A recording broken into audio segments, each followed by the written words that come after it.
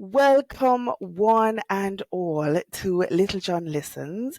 We are at episode 5 in our series Spotlight on HIV/AIDS, originally meant for the month of October. But I feel like we have just started to scratch the surface. There's so much more to learn, so much more that we can explore. And of course, I would like to see it to the very end. Okay. Tonight with me is Professor Joseph Ida, RN, MSN, FNP, BC, DNP. Okay. Professor, welcome to Littlejohn Listens. Thank you for your time and thank you so much for being here. All right. I am going to just comment. Thank you so much for having me. Okay. Thank All you right. so much for having me on. Oh, it has been a pleasure just to talk to you. Even before the show, I got so much useful information. Now we are going to share it with everyone. Okay, I am going to launch into my questions. Firstly, could you please tell us a little bit about yourself, whatever you are comfortable sharing? Well, I think the first thing I will tell you is I'm old, and I've been and I have been a nurse practitioner for 30 years, and I started off at well, I'm in the United States. I'm actually in Long Island, but I've worked and have been involved in HIV/AIDS since 1992. In SUNY Downstate at Brooklyn and Kings County Hospital in Brooklyn, which is a community, an underserved area, medically underserved area in Brooklyn. I started to learn about this mostly because as a younger person, I was very curious about this disease that was ravaging the population in that area and all over the world. And so I decided to learn all I can about it. And so I delved right into it. I went to nursing school at SUNY Downstate. And the first thing I did was get involved in the HIV clinics. We're just supposed to be coming. We were just actually starting and trying to understand this disease and how to fight it and the challenges that surrounded it. And then I finished nursing school and I went to become a nurse practitioner. So I did that. And then I went right back into work in the area of HIV and infectious diseases and at Kings County Hospital in SUNY Downstate. And I stayed there for almost forever. Then on a sideline, I started to work in emergency medicine and teach at Long Island University as a professor.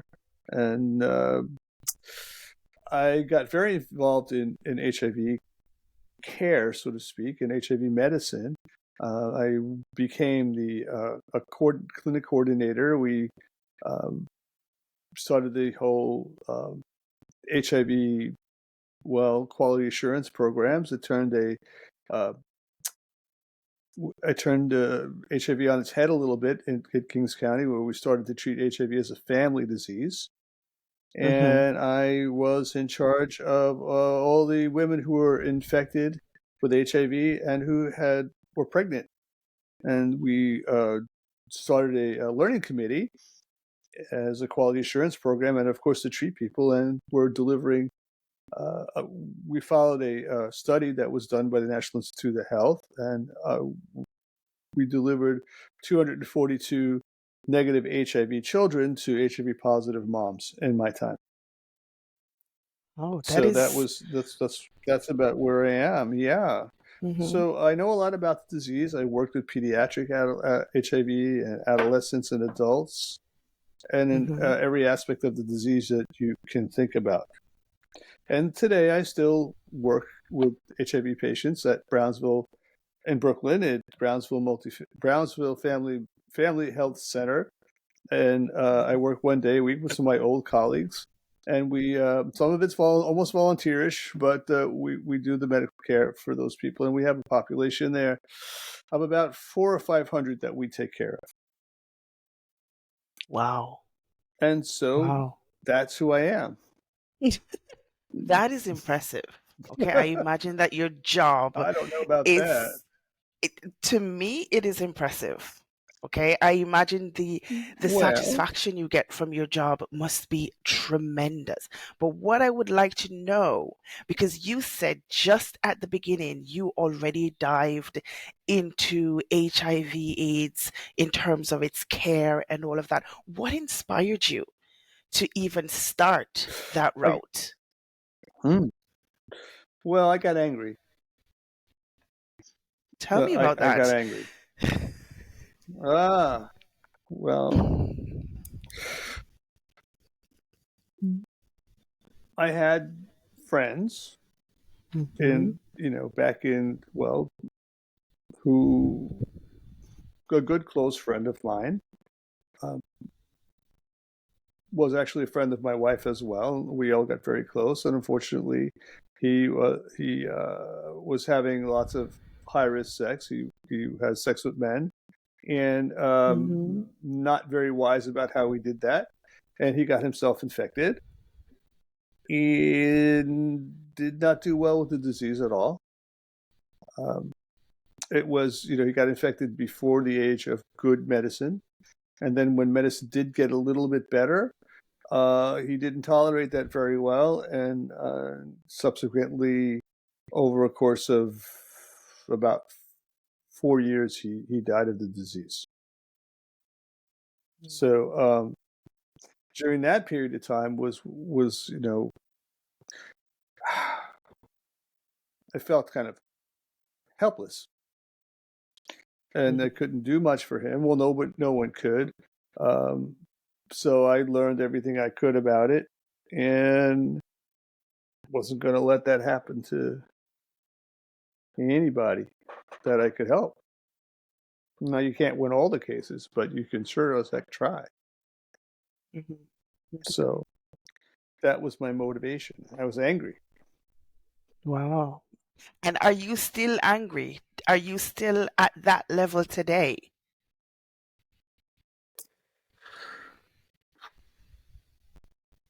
That's a great question. So yes and no. Hmm. Yes, I'm angry that this disease still exists. I'm not as angry because I can do something about it, and Hmm. it's never an individual thing. It's always a team effort. But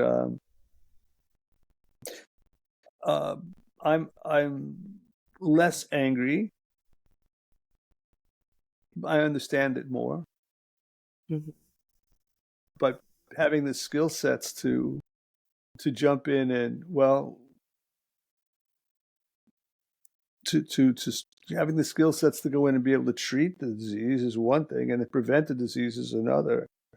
And then to help bring new life into the world free of disease, that's, to me, that makes me less angry. So every Okay. time I get a win, I feel like I get less angry, and every time I find a new infection, Hmm. that anger's still there because it brings me back to the point where I see a friend of mine lose his life, and I treat Hmm. every person with HIV as if they were, well, my friend and not just my patient. And I want to make sure I do the best I can to take care of them. And so I always turn over all the stones, and then that sort of makes me less angry. But so It's yeah, so complicated. I'm still a little angry. It's a Yeah. complicated relationship in there about with this disease, Hmm. and less so with other diseases. But Hmm. it has given me the drive to battle on. Madeline. Wow. Can you Yeah. tell us a little bit about your medical focus at this time? Where are you now? Well, I'm old, so I'm. That's when you start. Yeah.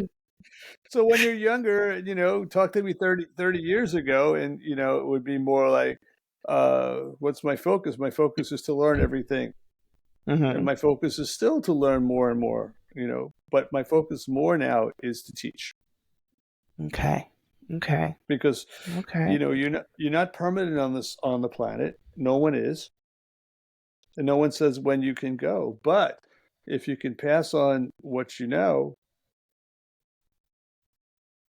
maybe Yeah. you can replace yourself. Mm-hmm. So that's why I Mm-hmm. started teaching. Take what you Okay. know and pass it on. Give it. Pay it forward if you want to. I don't know, but that's a term people use. But give it to others that can go on and help other people and battle on if they so Build desire. on And that sometimes it's knowledge. Yeah. Mm-hmm. sure. And there are so many people out there that do this, and you're going to find that out as you study more. That Yes. there are many Yes. many more dedicated people that will all. I have always found in working with anybody who's working in the area of HIV that they're always Mm-hmm. generous with their time and will always pass on what they know and always wish to have someone, no matter what their skill sets are, Mm-hmm. join them at their side. Wow. Okay. That is really very encouraging to hear for someone who has just started, basically. What I would like to know Mm. from you now is, what would you say to someone who thinks that HIV/AIDS is no longer a relevant topic re stigma and discrimination in the US? What would you say to that individual? Well, do I have to be polite? Or, As much as you can. As much as you can. Oh my God. well, I would say the person is a tad naive. Hmm. That maybe there's a little growing to do. Even though there may be lots of uh, commercials. There are television commercials in the United States, for those who don't know, that advertising the HIV medications now. Hmm. But uh, just because there are television commercials out there advertising these medications doesn't make it acceptable to have the disease. So, is it Hmm. more acceptable?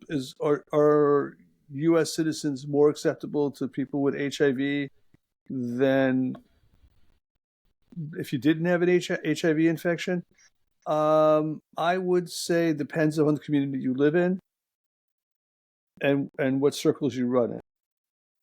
Hmm. So if you're in the cisgender or the transgender or LBTGQ, you would probably have a much more tolerance of it. But if you were in the please don't let anyone take offense to this. If you're in the white Christian world or even in a religious world, or not white Christian world, but somebody who's very very in the right wing section of the world or in their brain, not so much. I mean, when I first started out, there were people, if someone got an HIV infection, be it from sex or from a blood draw, um, or from sharing needles, they were not, they may not even want them in their house.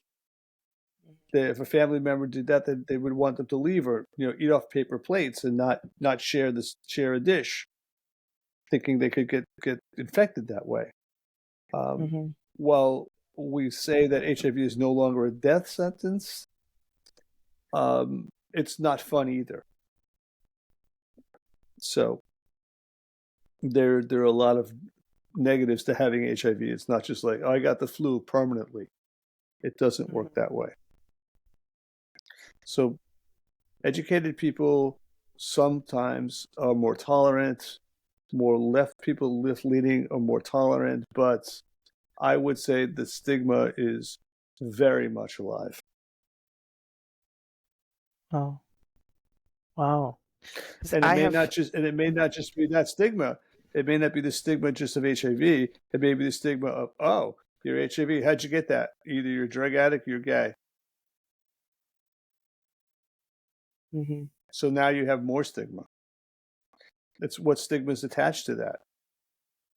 So no, I don't think so. okay, okay. Well, I have been speaking to many persons, and in general, the image I'm getting from them, again, these are just lay persons, just regular persons, it's that the That's US important. is, there is no stigma, there is no discrimination when it comes to HIV/AIDS. Now, you have cornered the market on, you've basically resolved the issue. So I needed to get clarification on that point. Okay. Thank you for clearing that up for me, because it was something that sat with me. I thought, okay, maybe the rest of the world had this issue, but not the US. Maybe you have I don't know, um, come a far way. I know that you've come a far way. That much is true. Okay. But to hear someone from within, or someone who works so closely with persons who are HIV positive, it is good to have your opinion. Okay. Let me answer your question in a different way. Okay. Mm-hmm. I'm going to talk about uh, the largest hospital system in New York State. Okay. Okay. Okay. Has one very large HIV clinic. Okay. It's mixed now with infectious disease, which a lot of clinics are. But in this beautiful, phenomenally forward-thinking hospital system, you will find the HIV clinic down the road in a small bunker-like building. Okay, that's so it's not pretty, but it's kind of square bunker-like building. Okay, tucked away, Separate. Oh yes, separate, tucked away, down behind their state-of-the-art nursing facilities, behind the state-of-the-art hospital. Oh, it's tucked away. Right. Why? So when you tell me stigma Mm-hmm. is dead in the U.S., I say to you, well, if you're just not looking, Mm-hmm. it's there. And when you see the disparity of, oh, look, it's the beautiful new hypertensive cardiac clinic in the garage of a HIV clinic, tell me the stigma's not there. Of course it is. Wow. So maybe one thing is Sure. what they say, the other thing is, or a totally different thing is what you see being done. Oh, I don't know anybody. You're the first person who's told me that the stigma of HIV has gone away, because I've never heard that before. Wow. maybe Again, I'm it's just just lay entrenched persons. in it and I'm biased. No, Well, but the it's just lay lay person speak. persons. Mm-hmm. I don't know. I deal with HIV positive people all the time, and some are pretty open about it, but most are not. Mm-hmm. They keep that to themselves. Some of them are okay with it, but most are not. Younger people who are infected are a little bit more vocal, but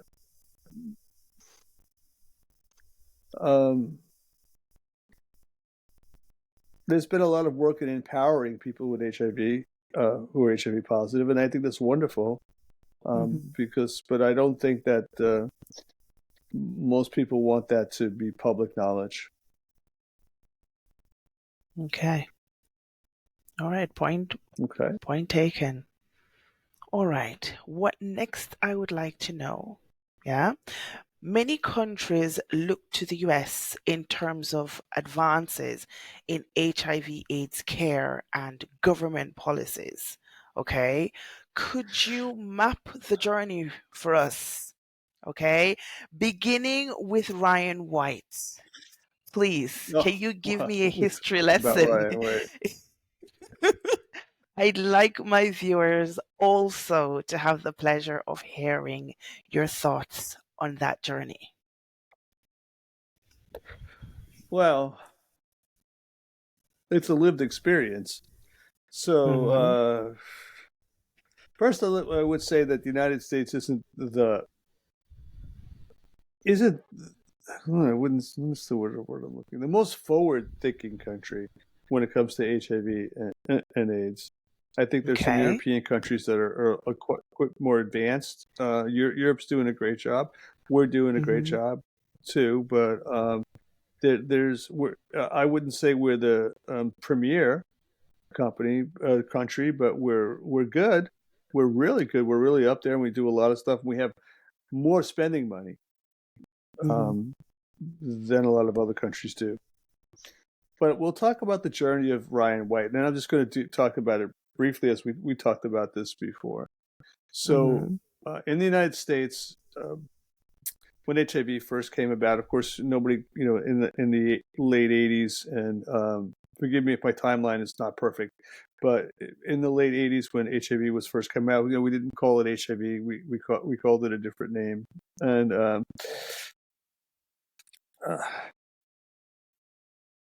and it was devastating, and it was devastating in the gay community, and it was devastating in the substance abuse company, intravenous drug use community, and nobody knew what was going on, but we certainly called it gay men's cancer until a young man got HIV, who was a hemophiliac, who was a young boy named Ryan White, and Ryan White got HIV through blood transfusion of no fault of his own. So he was the poster child for HIV infection in this country. Um, while no insurance companies wanted to cover his costs, for his medical costs, uh, people shunned him. They got bricks thrown through his window, thinking that he was going to spread virus around by being near him. It was terrible, and a movement got put together, and the movement came from the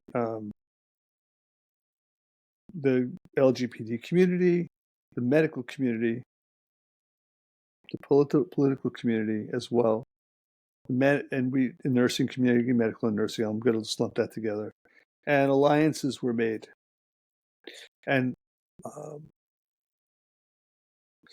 wanted a cure, who wanted treatment. So they went to Congress to get money to study.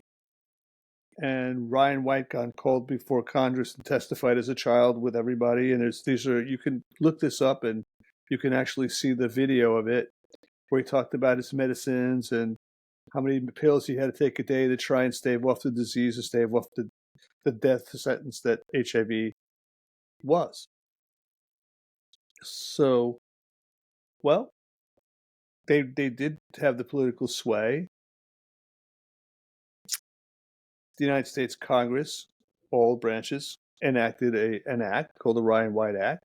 In that act, they created funding.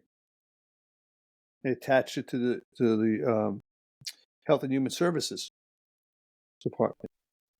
Actually, kind of created it to the bigger thing. And then that point, the United States was in the middle of what you would say, an epidemic, which really was a worldwide pandemic of HIV. So they used this to sway politics and people to accept that we were going to have this program, and this program was going to fund clinics, doctors, nurses, studies, And there's a study, there's an arm of this is called the AIDS Actual Trial Group, which then started getting funding. And then they studied how to prevent perinatal transmission, how to suppress the virus. The pharmaceutical companies got on board because they were making medicines and wanted research money. And then they did it. It took forever. Ryan White did pass away, and medicines, so the medications that we use now to treat HIV weren't available to him, and he didn't make it to that era. So he died a young man. But he did get quite a few years out of his life. I think he died when he was 21 or 22. But his name in this act lives on. Mm-hmm. And interestingly enough, in the George Bush era too, he was one of the biggest proponents for a Republican of HIV/AIDS, and he really pushed this through this country, and it funded it. So that's how the political will came about, and there is now a division of HIV/AIDS in the United States. Former President Trump got rid of it. President Biden brought it back. So it was defunded and then brought back, and it's now alive, well, and healthy. And it actually was brought back through the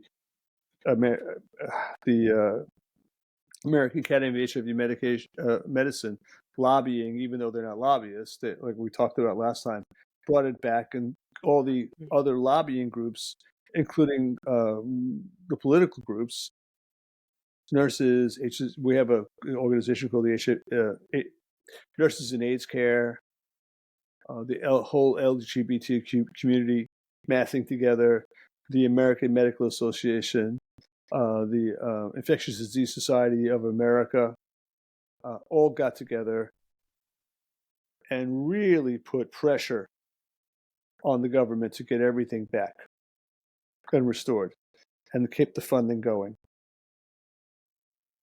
And that's how that happened. And even every state of the union has another organization called the AIDS Drug Assistance Program. So if you come into this country, even if you don't have insurance, if you fall out of the back of a truck and you're in the United States and you have HIV, you will have medical insurance,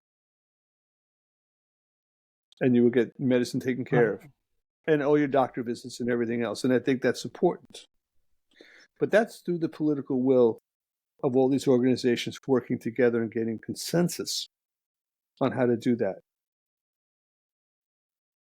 Okay. Some of them were pretty tough. Yeah. Mm-hmm. My question, because for me, I mean, that's one case study. Can it be replicated? Can it be replicated in other countries? It has been. Mm-hmm. Mm-hmm. Multiple countries. Where all of these organizations came together and pressured the government. Of course. Of course. In multiple countries this happened. And it wasn't just the United States taking the lead. No, that happens all over the place. England, even though there's socialized medicine, there are subsidized HIV clinics. Mm-hmm. I think it's the 6th Street Clinic. That's huge, world famous, all over the world, all over Europe. Okay, I don't know what goes on in your part of the world, but I don't. And I know in Trinidad, I think we actually helped fund the first HIV clinic and get the first flow cytometry machine down there to do T-cell studies to look at what we call the CD4 counts and T-cell immunity down there. That was back in the early 2000s.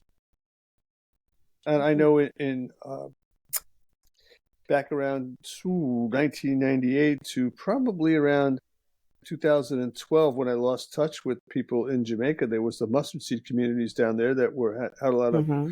orphaned HIV perinatal kids that we used to very simply out of Kings County, downstage itself, be able to fund and send medicines down that way. However, we had a fight with the Ministry of Health in Jamaica about it because they didn't want us to Mm-hmm. send medicine that was not in their country, even though they didn't have the medicine and the kids would die without them. But we still had to fight with them. I'm taking Yes, notes. right. I'm taking notes on all of this. Okay. I'm taking So notes. yeah, so we had, it was pretty rough for a while before they finally decided to turn the blind eye Mm-hmm. and then let the community live down there. So Mm-hmm. they did. But a lot Wow. of it had to do with they didn't want people to know that there was a whole community of children who were perinatally infected living in an orphanage in Kingston. Yeah. I can almost imagine Oh, what the conflict might sure. have been, especially for, oh wow. I spoke to one of my earlier guests. She's a Jamaican. She wrote a book on her journey with HIV/AIDS, and she speaks of the stigma and the discrimination currently in Jamaica and how persons, you can even lose your life. Persons are hiding because they do not want someone from the community to be aware that they are going for meds. Yeah. It is very Mm-hmm. much an issue there. I totally get it. I mean, wow, but So let you me ask on you. the Let me one hand, let, it's life, you how do you mm, okay. I'm trying so not to so let's formulate go any back to kind of judgment until I get to the bottom of this. Go ahead. Go ahead. the bottom. You will never get to the bottom of this. The very bottom of this is people are homophobic. Mm-hmm. That's it.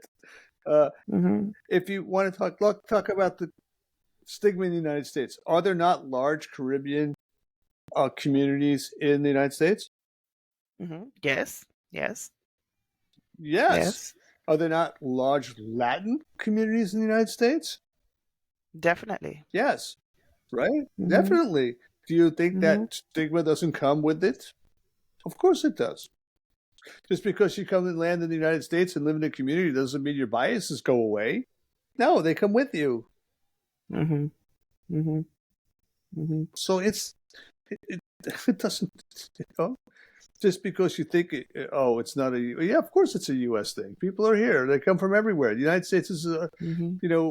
when I was young and went to school, the United States is a melting pot. Now they say the United States is not a melting pot. Sure it is. People still come and they bring with them. And Mm-hmm. that's okay. That's what the United States is. Mm-hmm. You come together, and sometimes you like each other, sometimes you fight, and sometimes after all is done, you still break bread and go to work and live in your communities. It's okay. Mm-hmm. All right. So Wow. yeah, Wow, that is sure. And I, it's mm-hmm. and if you think the Caribbean communities have it bad, think about the Muslim communities. Boy, that's a tough one too. And if you think there isn't HIV in the Muslim communities, you're wrong. There is. Wow. Yes. Wow. I So am learning, and I am trying to be as open as possible to all the information from every side. Okay. One of the things that propelled me to start learning and also to do this podcast so I can educate the people around me, okay, in my little circle, in my little world, it's not something that is talked about. HIV AIDS is basically, you know, forgotten. Yeah. no, And oh, it'll be. It's not forgotten. It's just under the radar. yeah. It's right there below the surface. And why would you want to talk about something that you think is well? Because it's a lot of commercializations where say HIV is a chronic disease. Well, Mm-hmm. it is. It is. With treatment, it's a chronic disease. Without treatment, not so much. Okay, so Mm-hmm. let let me clear something up for you right away. That whole HIV Mm-hmm. is a death sentence. No one ever actually dies of HIV. Right. Right. Now she's looking at Right. me like, okay, what? No, you don't die from the infection. Mm-hmm. Mm-hmm. Your body fails and dies because it weakens your immune system so much that Mm-hmm. opportunist infections, when your immune system gets sick, same as if you get very, very old, only it happens very Mm-hmm. rapidly. And when we say opportunist infections, we mean, well, infections are out there all the time: fungal infections, bacterial infections, viral infections. Well, everybody should be aware of that post-COVID, but they're out there all the time, and it's your immune system that fights it off should you come in contact with that. Right. But if you don't Mm-hmm. have the immune system, well, that's when you get sick. So Mm-hmm. most people die of some other infection, mostly Mm-hmm. fungals or viral or bacteria that shouldn't get you sick but doesn't, and unfortunately causes your end. Um, but that's how most people from HIV pass away, or you've lost so much weight that you just die of wasting syndrome. Your body uses all its energy to fight the HIV infection that it just eats itself away to skin and bones. And so in Africa, it used to be called Slim's disease. It's skinny, and then other infections come in and then takes you. That's how you can. Most people go, and it's not pretty. It's horrible to see something like that. In some ways, it's why they call it gay man's cancer. In some ways, you waste away like cancer as well. Does that. So chronic with treatment, if you have treatment and good treatment, Mm-hmm. and you have good providers that know how to use the medicine and that you will actually can take the medicines to help you. Wow. Is that Oh, it's a lot, right? it is a Yeah, lot. but It is a lot. It is a lot. It is a why don't lot. we talk? Why don't we talk about treatment for a little bit and how it evolved? Okay. Okay. Okay, Okay. Mm-hmm. so so let's just well, early treatment back in the late 90s was Mm-hmm. not so good. First medicine Right. came out was ATZ, AZT, and we didn't know how to use it well, and it seemed like it worked really well in the test tube, and it was still not perfected, but we gave it to people just as a chance that we could help them, and it did help people for about 2 months, and then after that, it didn't work anymore. Then we found other medications, so we usually used a cocktail of medications to fight the virus inside your body, actually inside your immune system itself, inside the Mm-hmm. cell.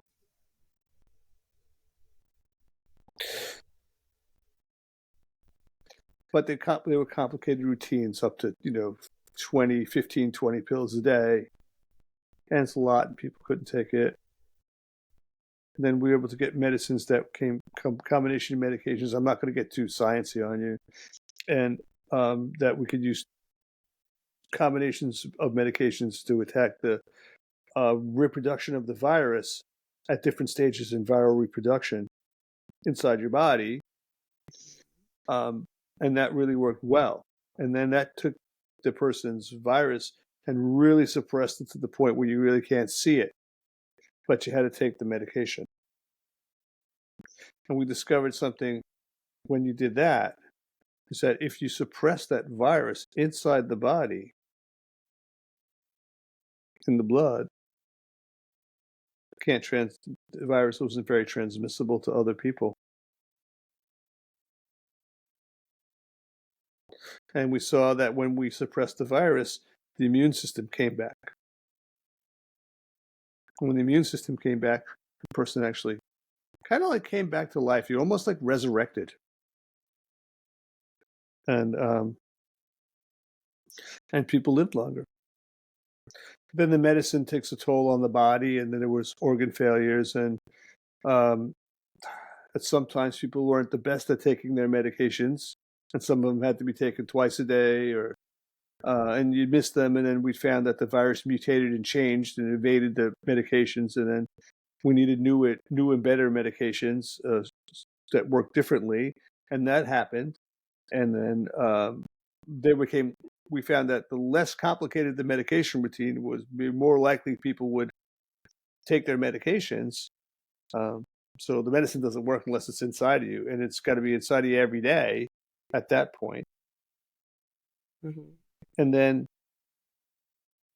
we learned that that virus mutated so much and so rapidly that if you're not exactly perfect with your medications, you got a good chance of blowing the medications and it won't work for you. And then you got a good chance, if for any reasons that you've transmitted the virus to another person, you would now transmit virus that was resistant to medication. And that did happen. So there's a lot of virus out there that's not what we call wild or original type virus. We have resistant virus out there. So we got newer and better drugs that were easier to take, and now we even have medications that we could use that are injectable, that you get an injection twice a month and keeps your virus suppressed, and you go on really well, and you can't spread the virus. But there is a price to pay for the virus itself, in that it does age the organs and the brain. So if you look at the brain of a person who doesn't have HIV by the time they're in their 60s and 70s, you may find that the person without the HIV virus is a normal person whose brain is in their 60s and 70s, and it's what it looks like. But in a person's brain who's got HIV, it's about 10 or 15 years older. So cognitive abilities start to decline earlier in people that have HIV, even if they're treated. So it's not just like, so even though, it's chronic and manageable, you still pay a price. The organs pay a price. And the organs pay a price because it's always taking medications as well. There are, some people that can just go along and never have a problem, but that's the exception rather than the rule. Mm-hmm. So that's a really, rough estimate of what goes on. But once a person is treated and they are really good with their medications and their viral loads are suppressed and their immune system is normal, that virus can't pass on anymore. Which brings you to using medications to prevent infections.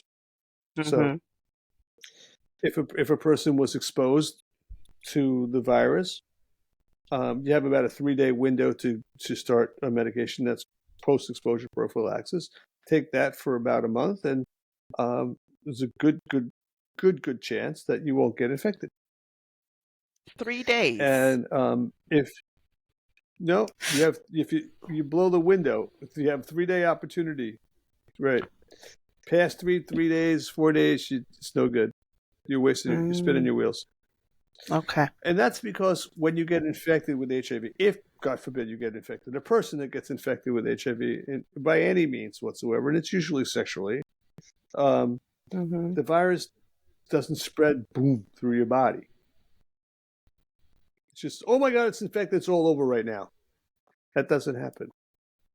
It actually stays local for a few days. And so this is why HIV is very difficult to get rid of or cure. And it's because, well, you get an infection, your immune system wants to come fight it. Yes, that's what our immune system does.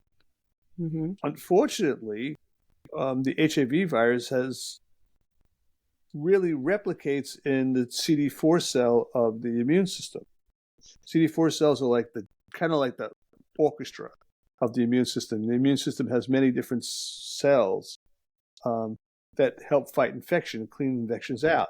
CD3s, CD4s, CD8s. But CD4s are the big ones. They're the ones that tell the rest of the immune system what to get rid of, how to get rid of it, where to go. So like the orchestra, when you're playing, the conductor goes like that means you play. The conductor goes like that means you play. Or you come upbeat, you go downbeat.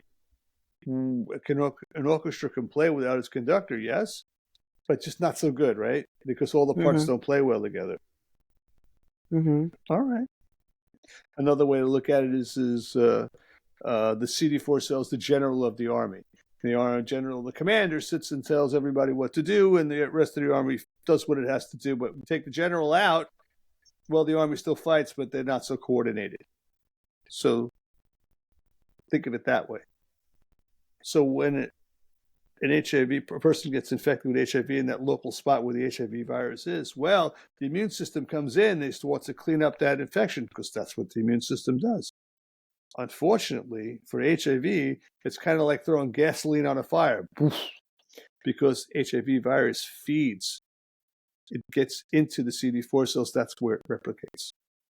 That's its main source of replicating. Virus can't do anything unless it replicates because it's not dead or alive. It's just a strand of DNA or RNA in this case. Okay, so no, it's a DNA virus, right? It's a strand of DNA.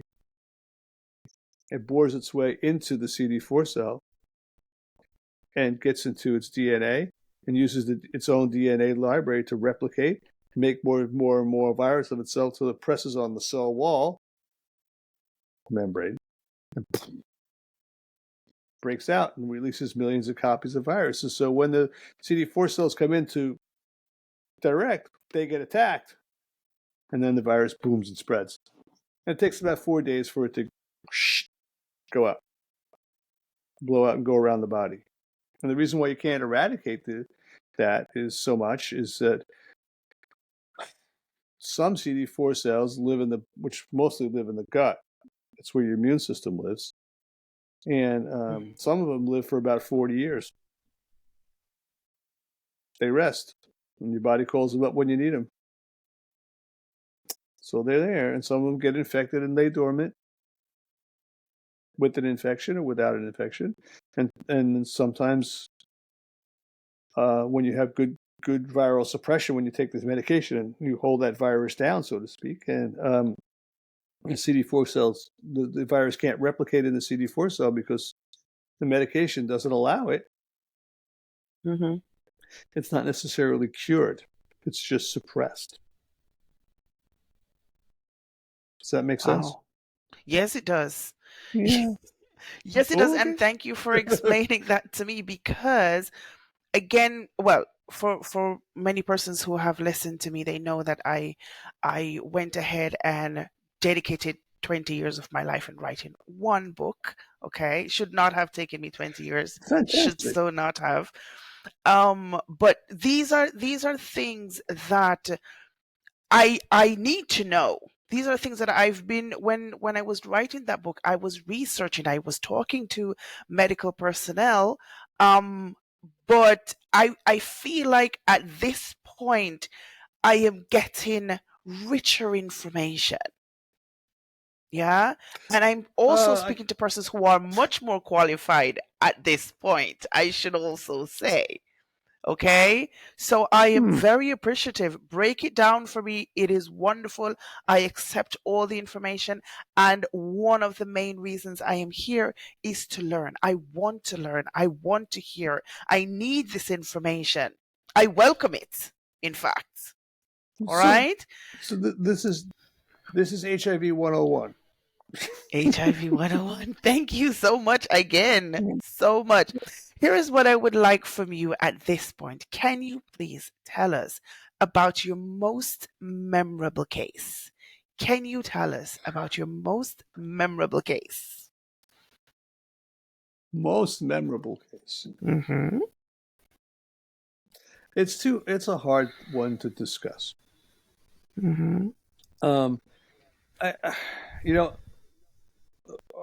You told me you were going to ask me this question, and I still can't tell you what my most memorable case is, because they all are.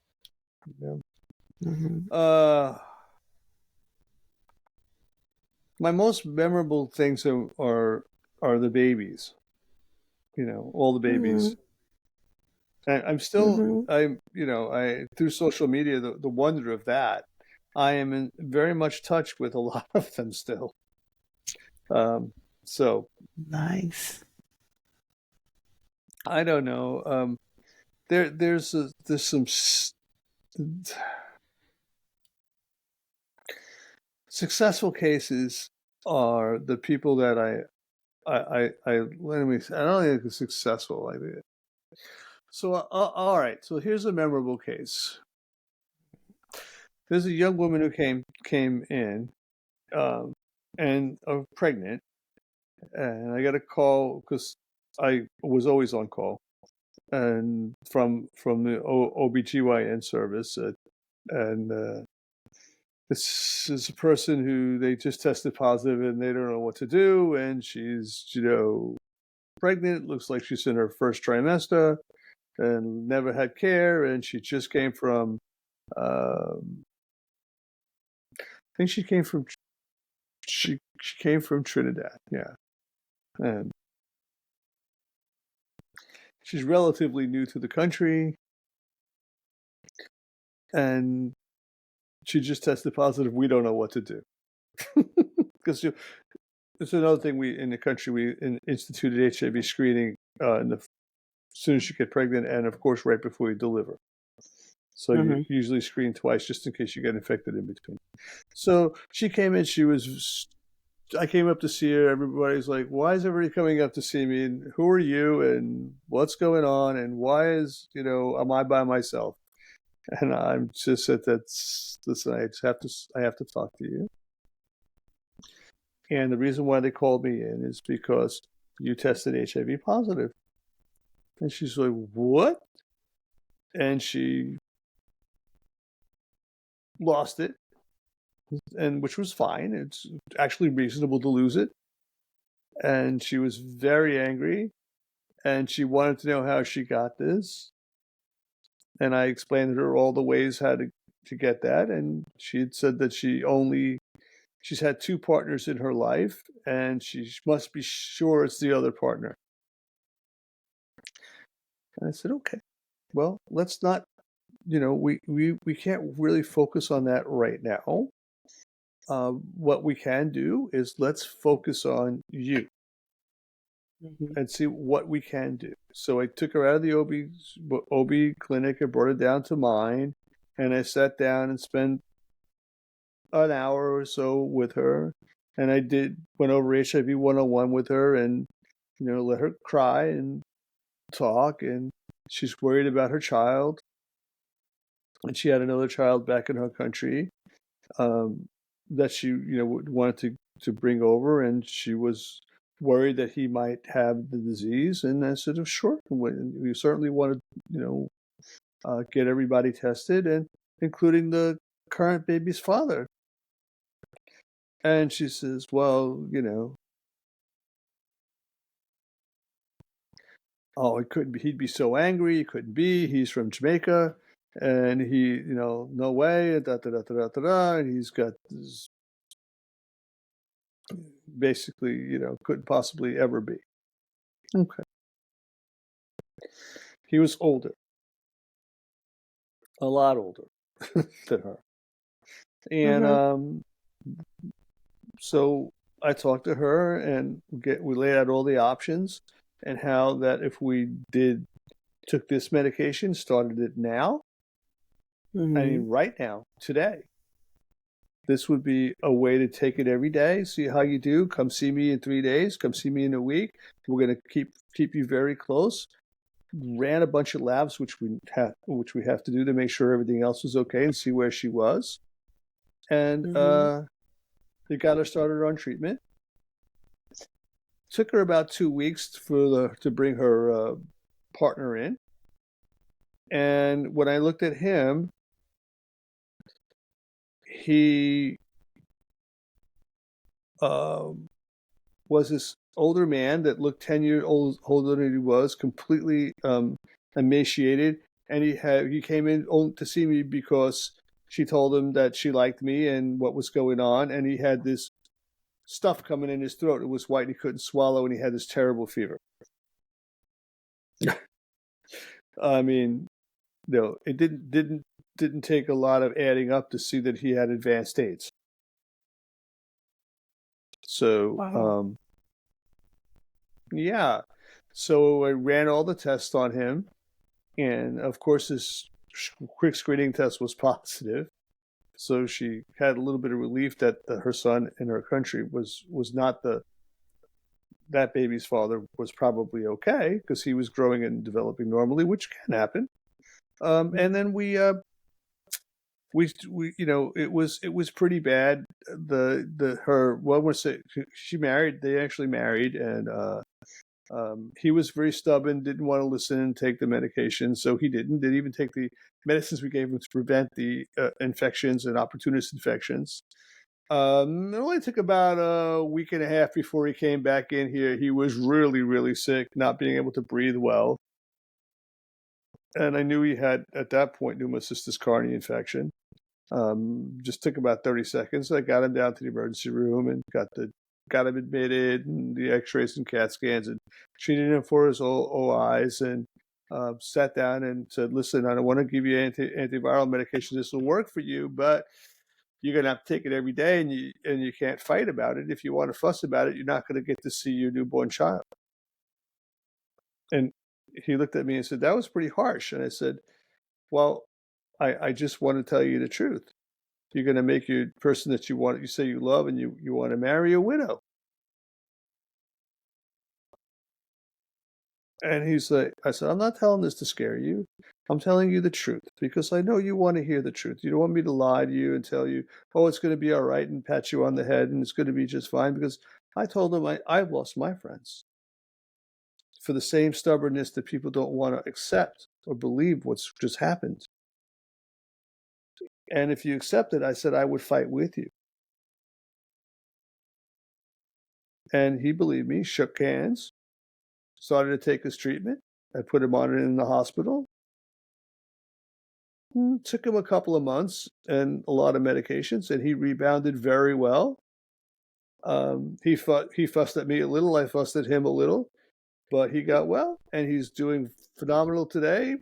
Their son is in college now. Wow. And yeah, and they're doing well. But this is one of the most memorable cases I have, because it's a good thing. I've had some terrible cases too where we've lost people, but there's a lot of things that can go wrong. But if you have faith and you work together, you can make it work. So that's one of my most memorable cases. And both Wow. mom went on to have another child, and both children are not infected. And their family is functioning and doing well. I hope it stays that way. Amazing. Amazing. And You when I were. left them to yep. Mhm. I'm sorry. Go ahead.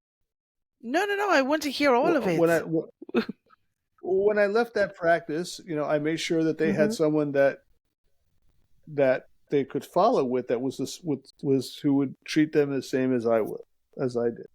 But I still keep touch with them and make sure everything is going well. And they Mm-hmm. have my phone number, and we have connections all the time. So yeah. That leads me into my next question. You were one of you said it's all about the team. So you were one of the Mm-hmm. fundamental persons for the family care center. Yeah.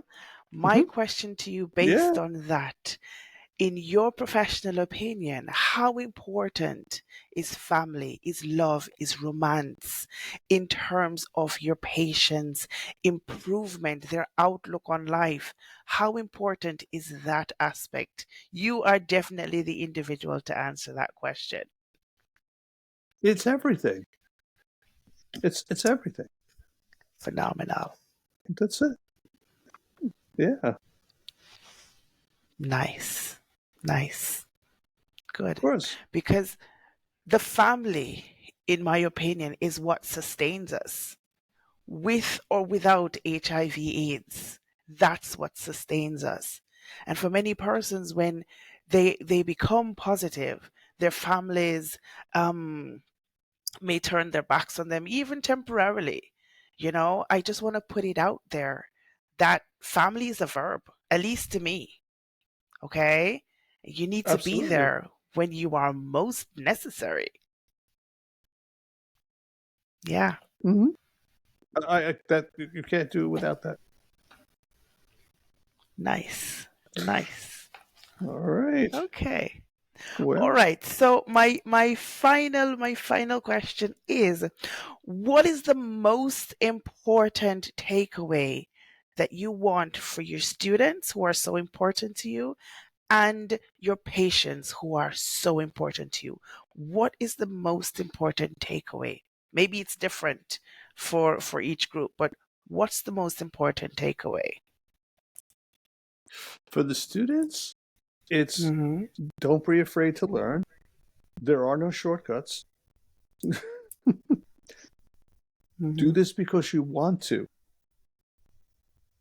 If it's just an old saying, if you like what you do, you never have to go to work a day in your life. So if you like what you do and love what you do, stay dedicated Mm-hmm. and you'll learn. Don't quit learning. And for the patients, just be who you are and be honest. Be honest when we have conversations. Just with my patients, it's always just be honest, be straightforward with me, always, and I'm always straightforward with you, and know that I care about you, and I hope that that caring shows in what I do and what I feel for you, and I hope that you feel for me too, because I need that from you too to keep going. Wow. Wow, that's beautiful. Okay. That is amazing. Absolutely amazing. Um, your entire journey, it sounds phenomenal to me. Okay. I love people. I love helping people. I love working with persons.